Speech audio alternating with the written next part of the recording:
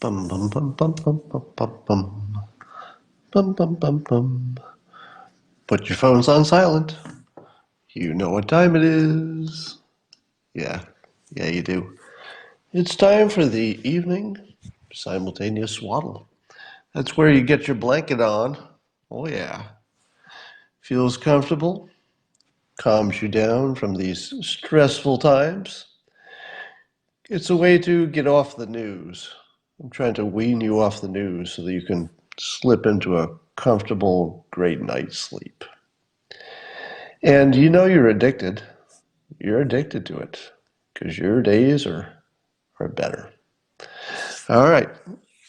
Now, I'd like to thank all the people who made news today that had nothing to do with the coronavirus because I don't know about you, but I wouldn't mind talking about something else for a while. First in the news, Linda Tripp has passed away just hours ago, I guess. And she was called the Clinton sex scandal whistleblower. She died at the age of 70. And I would like to read this sentence to you from the Daily Mail. This is a British publication. And I want you to fill in the last part of the sentence. Now, I swear I'm not making this up. Everything I tell you from, about this, totally legitimate. And I just want you to guess how this sentence ends. I'll just read you the first part. This is from the Daily Mail today.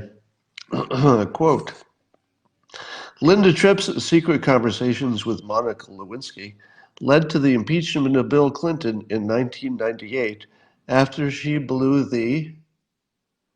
Finish the sentence. Linda Tripp's secret conversations with Monica Lewinsky led to the impeachment of Bill Clinton in 1998 after she blew the... After she blew the... The rest of the sentence is, after she blew the whistle on their affair, because she was a whistleblower. Oh, the sentence was talking about Linda Tripp. Okay, I got it now. Got it. All right. You probably know by now that Bernie Sanders has dropped out. He's dropped out of the race, but he's keeping his delegates. That's not exactly a good loser, is it? I'm going to drop out of the race, but I might keep my delegates. Yeah, I'm not going to give you my delegates. So it's not a clean win for Biden.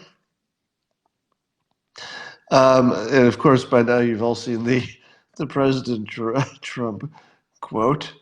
And I say this a lot, but it always bears repeating. President Trump doesn't even know how to be uninteresting. Love him or hate him, he annoys you, you love him, whatever. No matter what you think of him, I just don't think it's in his character that he can be uninteresting. Like in any context, anywhere, in any room, under any situation. Everything he says is just like, wait, what? And this is another one. So his reaction when he heard the news, he was talking about it. He said, quote, I don't know why President Obama hasn't supported Joe Biden a long time ago, Trump says. He feels something is wrong. It does. He feels something is wrong. It does amaze me that President Obama hasn't supported Sleepy Joe. He knows something that you don't know, that I think I know, that you don't know.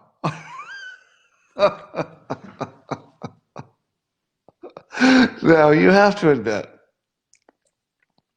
if you had said, okay, we're going to have this moment when you're going to say something in public, and I want you to get the best writers in the world and bring them together and try to come up with a sentence or two that's so provocative and so so screws with your head that people can't stop talking about it for 24 hours. And you'd have the best writers in the world, and they'd be like, well, suppose he says this. No, that won't work. And I don't know if you could I don't know if the best writers in the world could have come up with something that's that's more provocative than the way I think he just sort of came up with it on the spot. I mean, that really is a gift, you have to admit. Love it or hate it, you just can't turn away. It's just so interesting the way he does it. Now, of course, one of the many things he does right in holding your attention, I've talked about before, it's an author's trick and a writer's trick, which is you create curiosity. And you see the president do that all the time. He says, well, you'll find out later. And he likes to have little surprises. He likes to tease you that there might be a surprise coming. So he knows how to keep you interested by not giving you the answer. Because anybody standard, like a normal politician who didn't know how to do this stuff so well, a normal politician would have just made an accusation, right? A normal politician would say, well, Joe Biden's a socialist too, or he voted against that thing, or he was for this war, or something. I mean, that's how any normal politician would have approached it. You would just say a fact. But a fact gives you no curiosity. There's no curiosity. It's just, yeah, of course you say that because you're on the other side. I'm going to hear this a million more times. It doesn't stick at all. But Trump puts it in the form of like a puzzle, a riddle. It's a quiz. It's sort of a quiz and a riddle. It's sort of a story with a cliffhanger. You don't know quite what the answer to the story is, but you feel you have a notion, and it might be the same notion he has. Now, I've told you before that two of the strongest forms of persuasion are pacing and leading. And so in this case, the president is sort of pacing the public because the public feels almost exactly the way he's framing it, which is, I think I know why Obama's not endorsing him. I'm not going to say it out loud, but I think I know. So he knows how to completely connect with his supporters in a way nobody's ever really done before, I don't think, from the presidency. And then the other trick, which I've talked about less, but it might be the most powerful one, is when he tells you what you're thinking as you're thinking it. Have I ever, I don't know if you've heard me say that before, but a powerful way to instantly connect with somebody in a way that allows you to be influential with them, because that connection just like locks in. And you can do it very quickly. And the technique is you tell somebody what they're thinking accurately. I mean, if you do it wrong, then it doesn't work at all. But if you can accurately guess, because you've just been around a while and you know how brains work, if you can guess somebody's unique thought, and the trick is it has to be a unique thought, not an obvious one. Guessing that somebody's hungry before lunch is not going to get it done. So you want to like reach in and guess somebody's really specific thought. And if you can do that, you just go click, and the two of you lock in, and then there's an opportunity or a channel open for persuasion. And you see the president doing this in this way because he says it directly. He knows something that you don't know, that I think I know that you don't know. So he's basically talking about what's in our heads and everybody else, right? What's in the public's heads. And he kind of nails it without actually saying it, which is, we all think we know. We're not sure if you know what I know or if I know what you're thinking, but I feel like we all know we're thinking the same thing. So anyway, he hit every note you can hit in persuasion, and it was funny as well. Here's some good news. I'm full of good news today. One of my neighbors who couldn't finish college because of the coronavirus stuff is home with the family, is doing some shopping because she's in that young, healthy, relatively healthy category. And so she was nice enough to get me some groceries a few times so far. And today she was at a store for other purposes and saw toilet paper for sale on the shelf. Let me say that again. My town had toilet paper on the shelf. Now, I'm not talking about industrial toilet paper. I'm not talking about stuff you wouldn't want to get near the tender bottom of yourself. I'm talking about the good stuff. 12 pack, Charmin. Yeah, that's right. Solid gold. And so she said, would you like me to, get some for you? And I was texting, and I was like, I couldn't type it fast enough. Yes, yes, buy it, buy it. And she said, do you want one or two? I was like, one or two? One or two? I didn't even know that was an option. And I started weeping while typing two, two. I think there might have been a limit, which, by the way, will be the secret to getting everybody enough.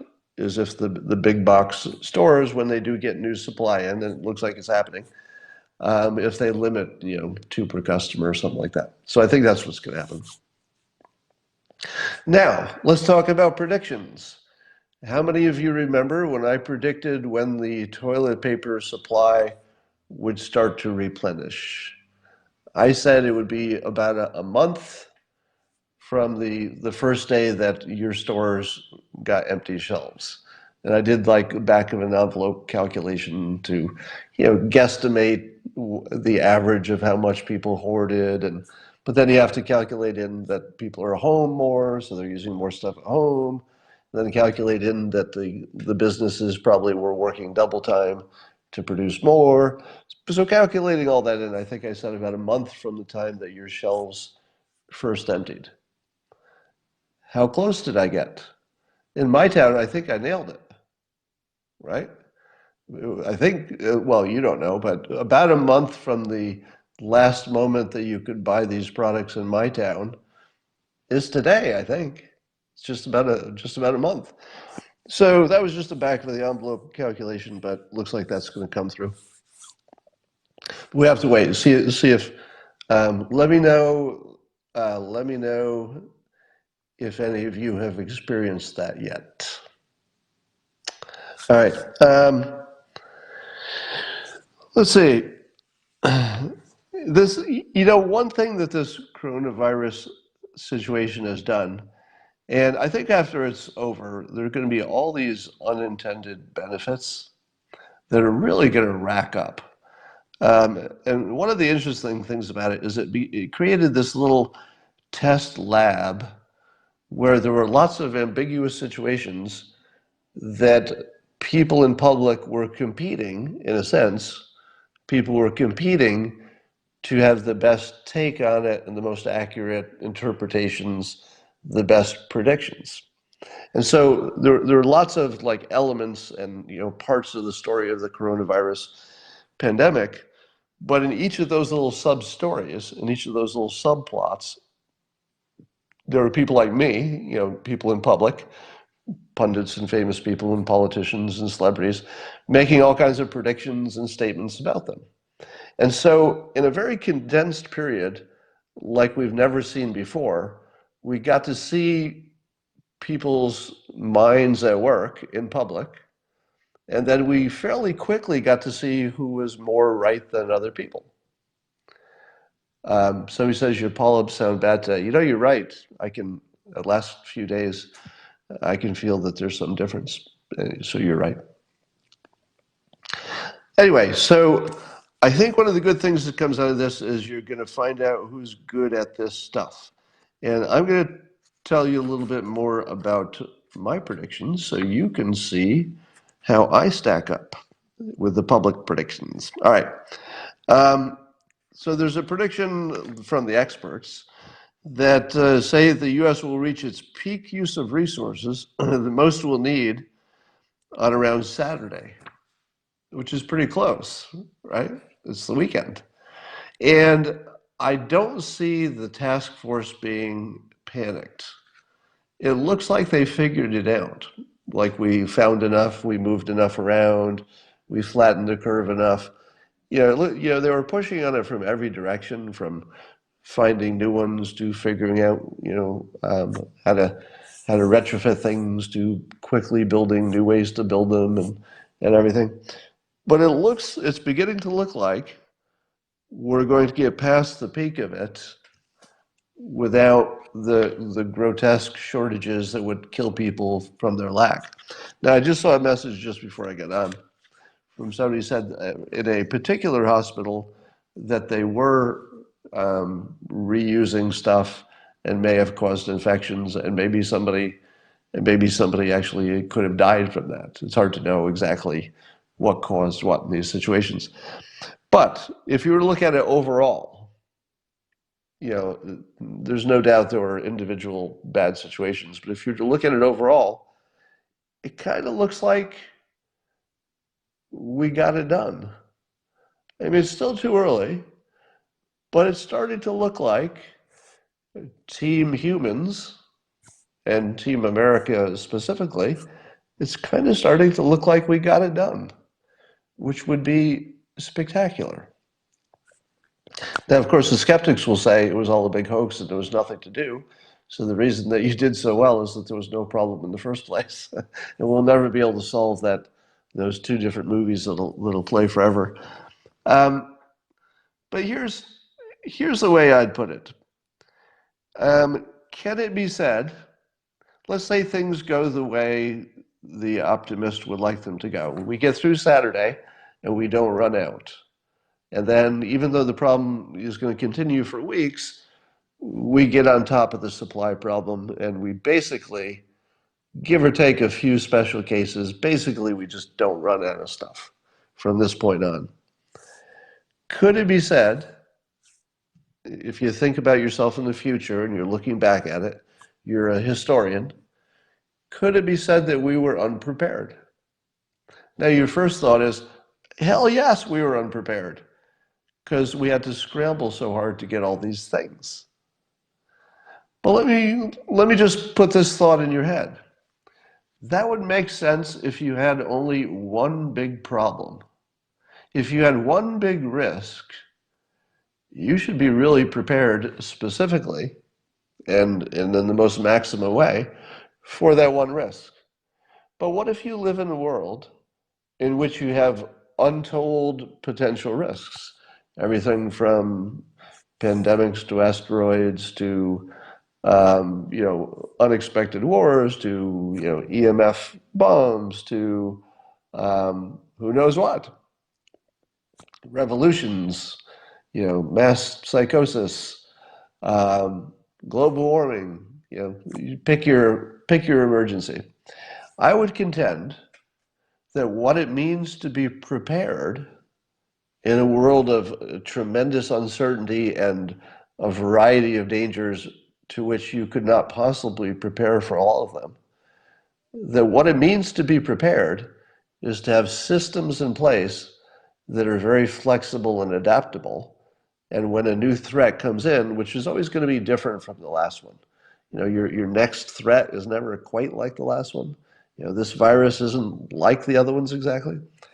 So being prepared in the future might not be a case of being prepared like a goal. Like, my goal is to be prepared for this thing. Because what if there's so many things, and some of them you can't even imagine? You can't even think up the trouble that's coming toward you. It's just something you never saw before.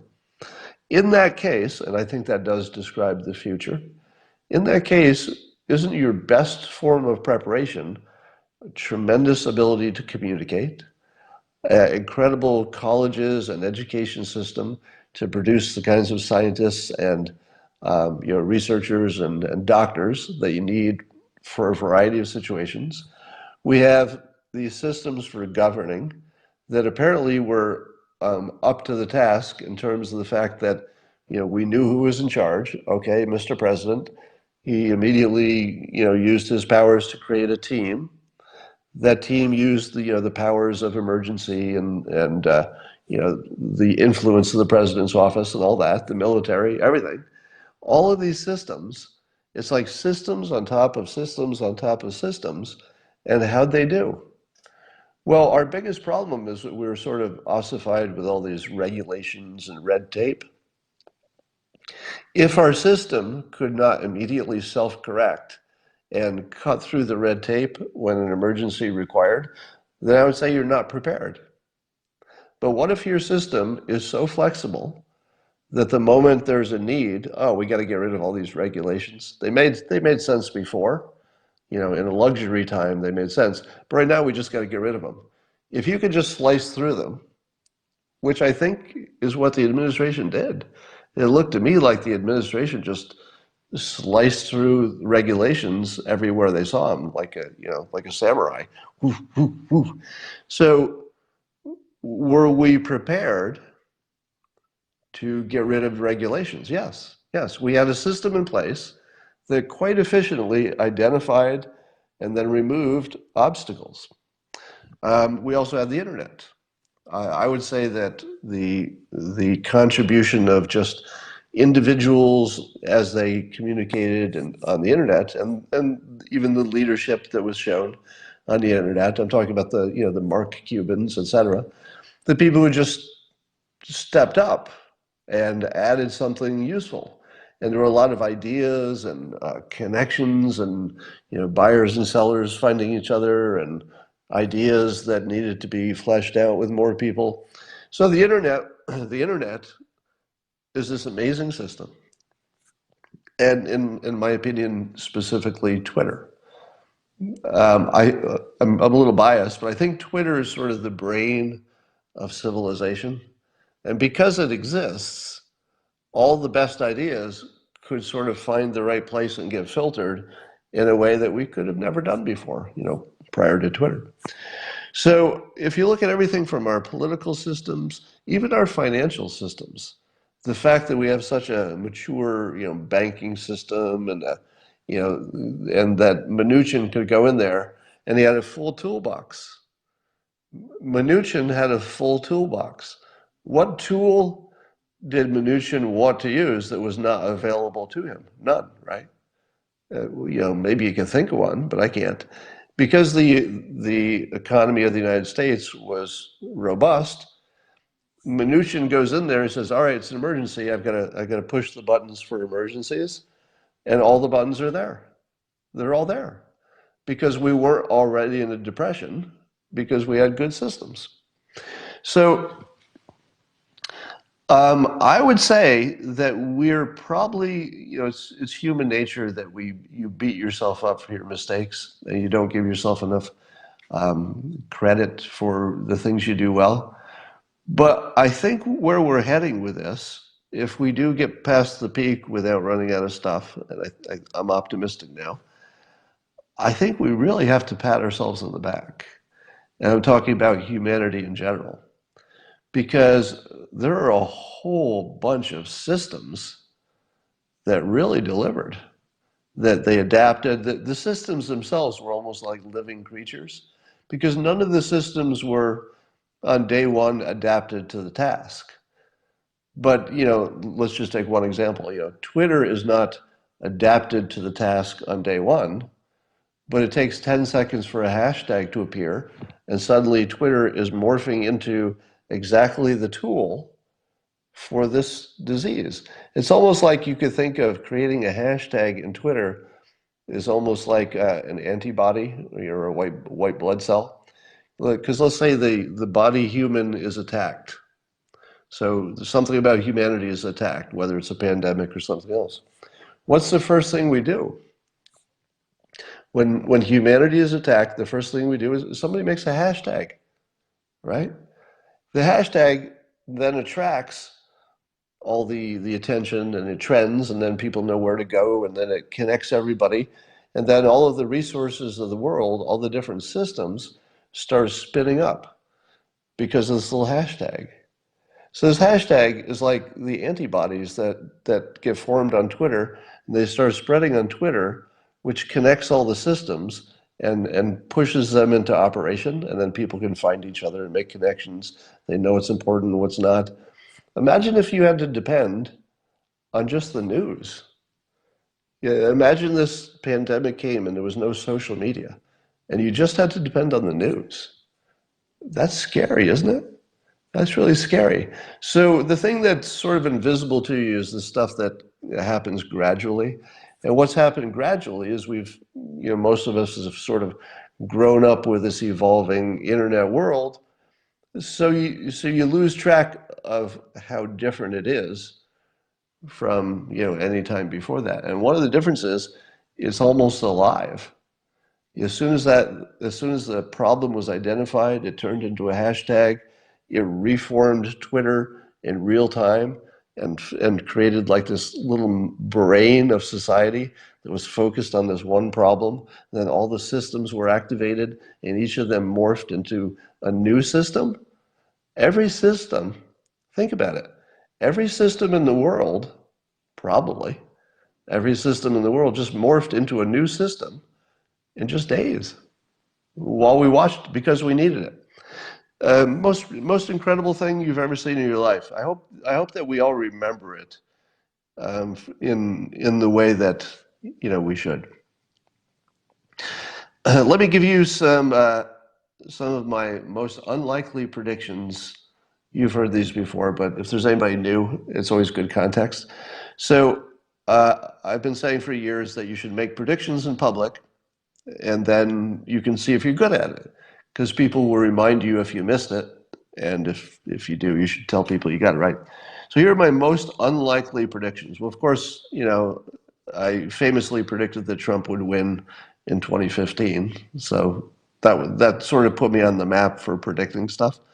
But here are some of the really weird ones I predicted. When we didn't know who the Vegas shooter was, and people were saying it was probably ISIS, I said it was not. But that's not the fun part. The fun part is that when ISIS took credit for it, I still publicly said, nope. And then people reminded me, ISIS doesn't take credit for things that they didn't do. I think there was one example where they might have, but basically, once they take credit for it, it's ISIS. But I held tight, and of course, it was not ISIS. So that was a one for me. When the Cuban embassy allegedly had a secret sonic weapon, and all the experts and all the news was reporting it was a secret sonic weapon, and I said, never going to find that secret sonic weapon that doesn't exist. Have we found the secret sonic weapon that doesn't exist? We have not. And I think that at this point, the experts probably agree that it's not any kind of a weapon, whatever it was. Um, and of course, I was one of the first to say stop the flights from China. I was one of the first public people to say, of course, masks work. How could masks not work? It doesn't make any sense. Now, a lot of people realized it, but there was sort of a funny thing happening when it first came out that the experts, Surgeon General and the World Health Organization, CDC, and everybody, when they were all telling us that masks wouldn't help, I feel like there was this phenomena that happened all over the place, which is that a whole bunch of smart people said to themselves, but not out loud. As soon as they heard this, they thought to themselves, "Is that right? Is that right?" Because that doesn't feel right. Like how can it not help at least a little bit? And they would make their silly arguments about touching your face, and you'd be like, "Yeah, but that doesn't feel right." But I don't think anybody wanted to say it out loud because literally every expert just said, no, don't do it, they don't help. So what are you going to do? Are you going to go in public and say out loud in public, I disagree with every scientist and expert who's weighed in based on my skill as a cartoonist? Is anybody dumb enough to do that? Well, yeah, I did that. That's exactly what I did. I bucked every expert and scientist in the world, who all of them know far more than I do, because it was obvious that they were just wrong. So count that on my list.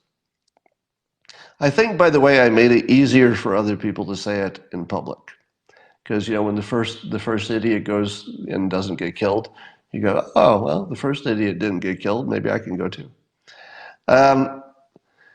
And so here's where I'm heading on this.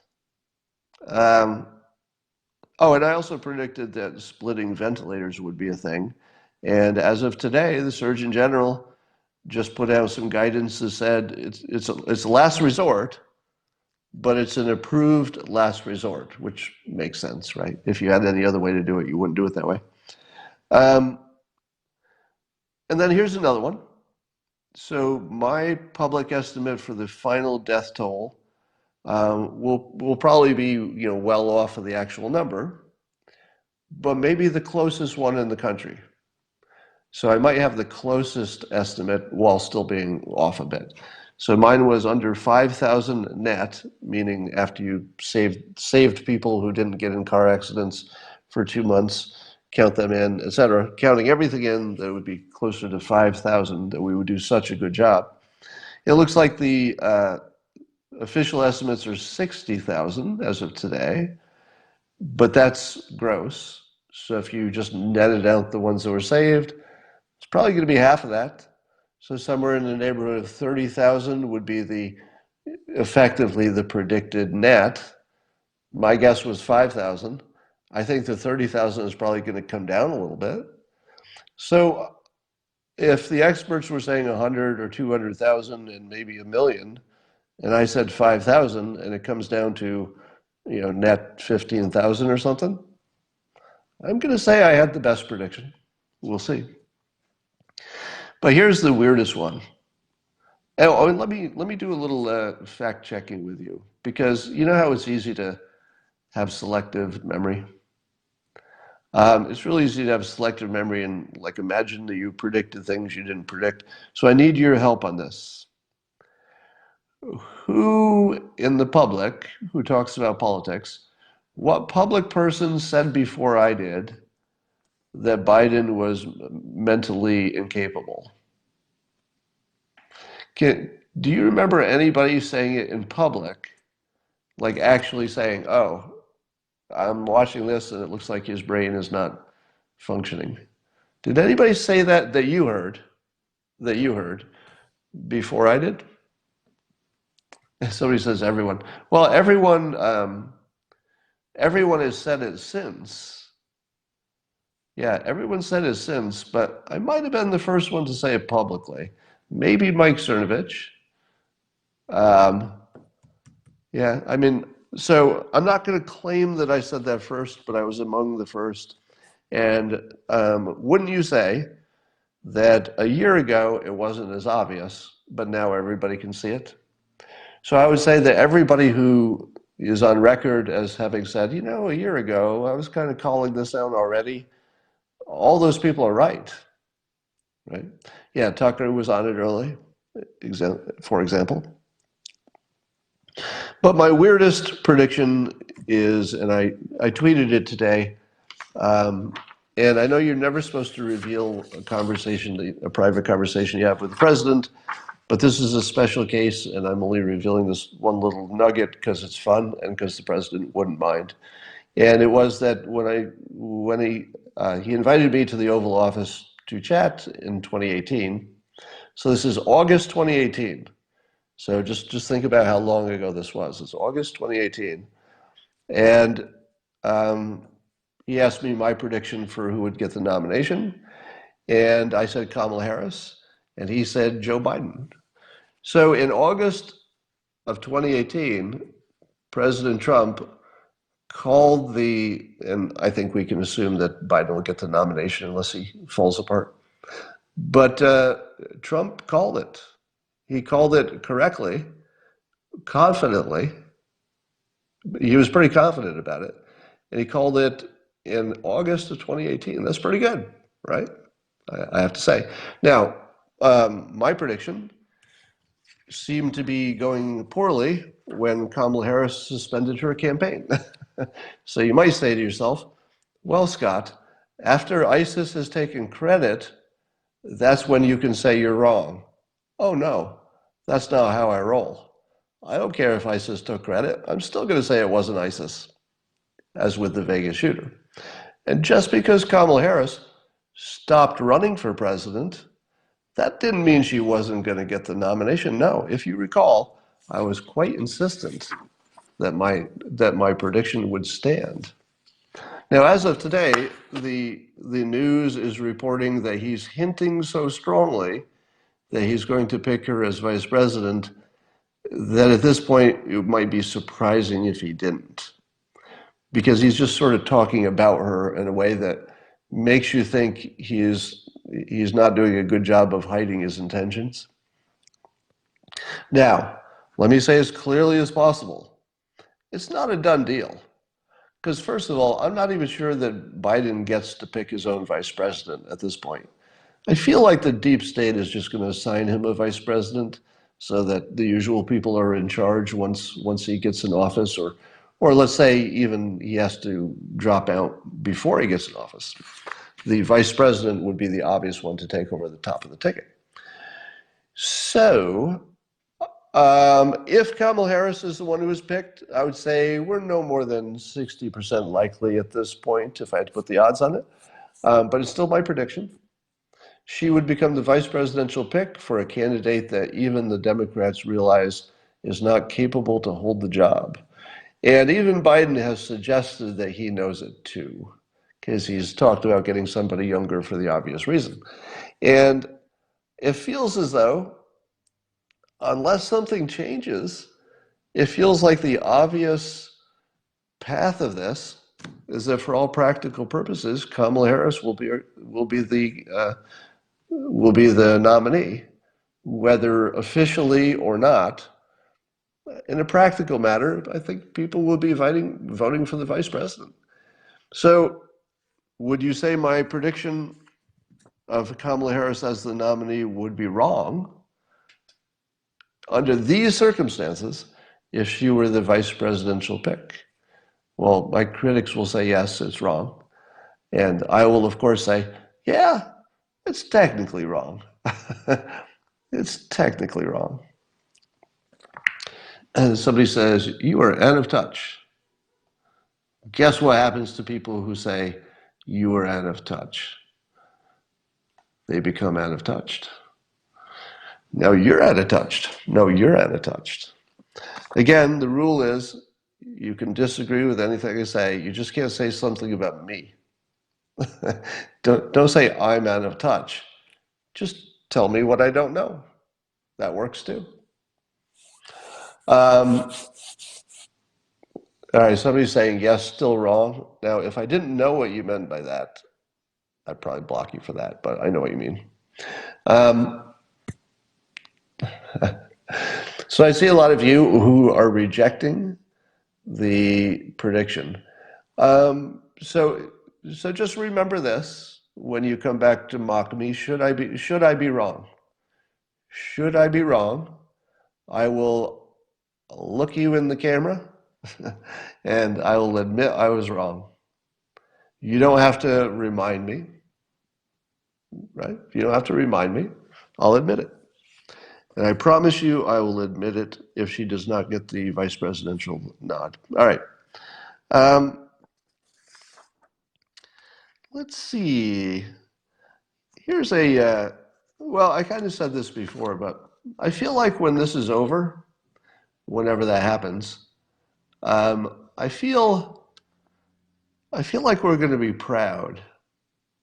I feel like humanity is going to feel like it did well. There's, of course, the tragedies that come out of this and the discomfort and pain are all terrible and cannot be minimized. But I think we're going to be proud when we come out of this. I think it'll work that well. All right, see what else is going on here. I also think that the unintentional benefit from this pandemic will be, we don't like your message. What message? The accidental benefit will be decoupling from China. Because I think public opinion was sort of beginning to lean in that direction of, yeah, maybe China is not our friend.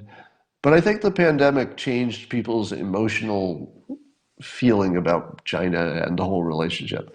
And so I would say at this point, we came out way ahead. The pandemic's going to cost us how many trillion? 2 or 3? 2 or 3 trillion?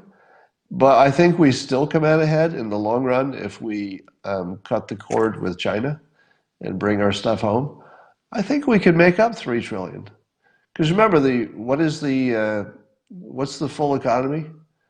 Does anybody know the full, is it a $5 trillion economy? Somebody help me out with that. But I think, if you take that 3 trillion and spread it out over X years as one does, I think just the benefit of getting China out of our supply chain and bringing that work home, we may end up making back the whole 3 trillion in the long run. All right. Um, so I've predicted that there will be an oxytocin delivery service if we have to keep up this social isolation, because humans go a little squirrely if they don't have physical touch. And physical touch releases a chemical in you called oxytocin. It's the thing that makes you bond with people. It's the thing that gives you a feeling of well-being. It's the thing that calms all your stress and makes all your problems go away. You've probably noticed that you could have all the problems in the world, but if you're with your loved one and you have a good time together, suddenly all the problems in the world don't seem so bad. So that's the oxytocin in you. Now, since we all have this social isolation, what are you going to do? What are you going to do? Somebody in the comments is saying our economy is 5 to 6 trillion. I'm seeing 6 trillion. All right. So the point stands. A $6 trillion economy could probably get back 3 trillion over 25 years, just by the benefit of not dealing with China anymore, potentially. So, oxytocin. So what's going to happen if we keep getting starved of oxytocin, besides the fact that we'll be unhappy and crazy? I think you might see people who already have been tested to have recovered and have antibodies. They may do that business that you've heard of, I think it still exists, where people actually get paid to hug people. And they just go and they cuddle with you for a while if you don't have anybody in your life. It's usually a woman. I don't think it has to be. But I'll bet you're going to see that business spring up. Because think of, once we have a bifurcated population where some people have recovered and they have the antibodies, but other people are so vulnerable they could die. The people who have the antibodies and are confirmed to have recovered will be like super beings who can deal in both worlds, while the people who haven't yet caught anything and don't have a vaccination will be cowering in our caves. So I think some of them will actually, it'll be like ordering DoorDash. I think people will order hugs, like actual literally. You'll go on your app and you'll say, I just need 15 minutes of spooning. And somebody will come to your house and spoon you for 15 minutes and you pay them by the app. Could happen. So I would like to create for you for tonight an artificial oxytocin high. So that chemical that normally is only produced by close physical contact can also be, to a slightly lesser extent, can be artificially generated by a brain hack. Do you believe it? Do you believe there's a brain hack or a trick that can kind of close the circuitry in your brain that initiates your oxytocin? Because remember, it happens basically in your brain and your own body. Even though the other person is involved, it's not like they're shooting chemicals from their body into yours, right? Your experience is a subjective one. And your feeling of the subjective experience is what makes your brain chemistry do a certain thing, which triggers your oxytocin that flows into your body and your mind and makes you feel awesome. So if there were some way to close that little circuitry and activate your oxytocin without the benefit of a person there, wouldn't that be cool? It turns out there is. And I've taught you the trick, but until you see lots of examples of it, you don't completely get the beauty of it. And the trick is that our mind is an association engine. It's a pattern recognition engine sometimes, but it's also an association engine. So if, for example, I took this bottle of water, Yeah, that's a bad example because it's too common. Let's say I took this little tripod that's a little bit less common than a bottle of water, and every time I showed it to you, I fed you a delicious meal, your favorite meal, like the best food you've ever had in your life. But no other time do you ever get to see this. It's the only time you'll ever see it. Over time, simply seeing this without the food would start to make you happy in the same way that the delicious food did.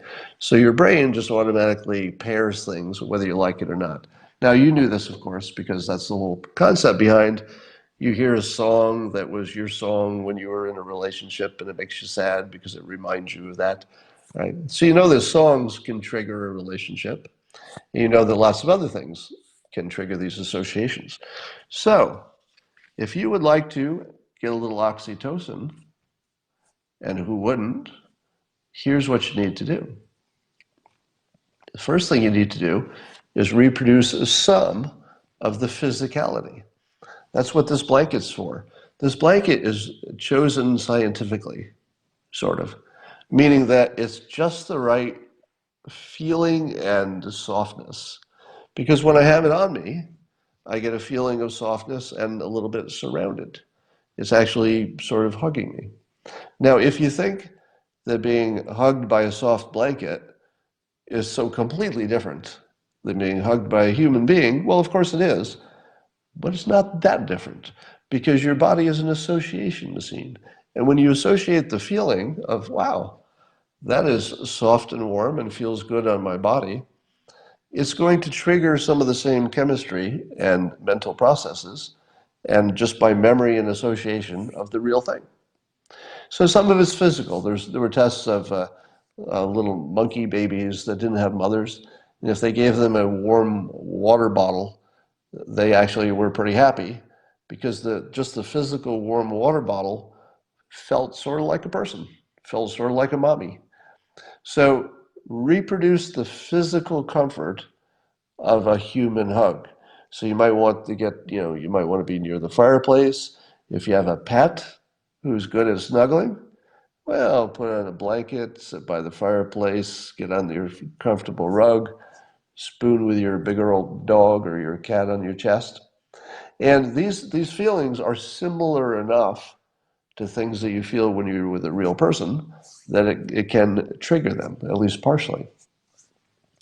And then the other thing you want to do is you want to manage your mental shelf space and put things on it that create oxytocin and make sure that there's no space on the mental shelf for any bad thoughts to get in that work against it. So if you just don't bother managing what you're thinking, well, thoughts will just sort of occur to you in a semi-random way, and some of them will be bad. So don't do that.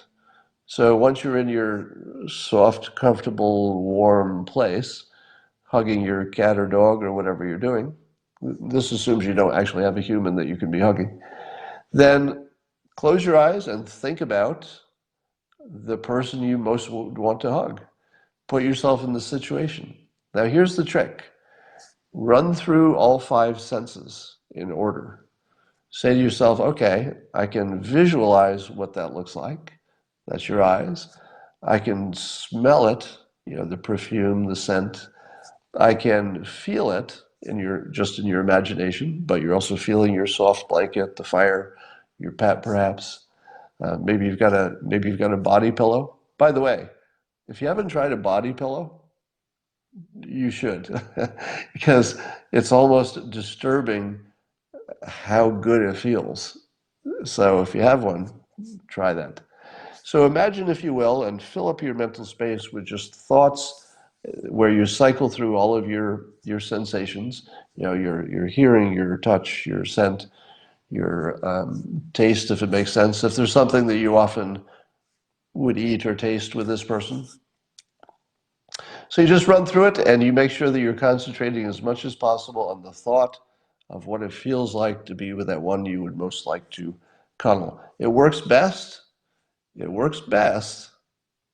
it's somebody that you have an actual relationship with, or you can remember it and you have good feelings about it. Not somebody you broke up with, ideally. but something that's only positive. So I will be daydreaming of Christina, as I often do while I'm hugging my pillow. And of course, it's the rest of you. I know how hard it is for all of you, but I want you to take a moment to feel sorry for me. Not only can I not be with my fiance, but by terrible luck, she is the most attractive human being in the multiverse.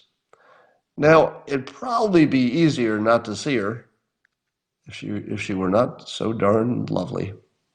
And if I didn't love her so much, and if she were not so incredibly attractive.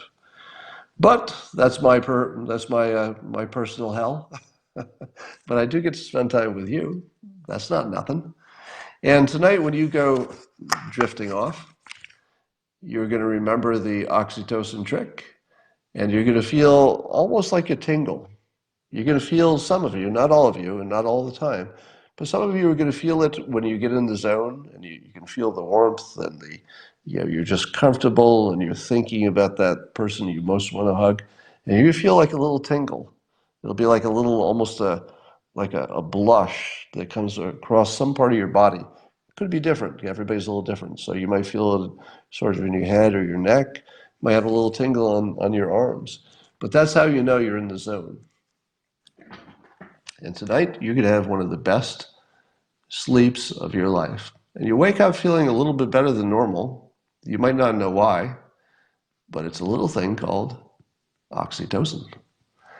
Have a great night. I'll see you in the morning.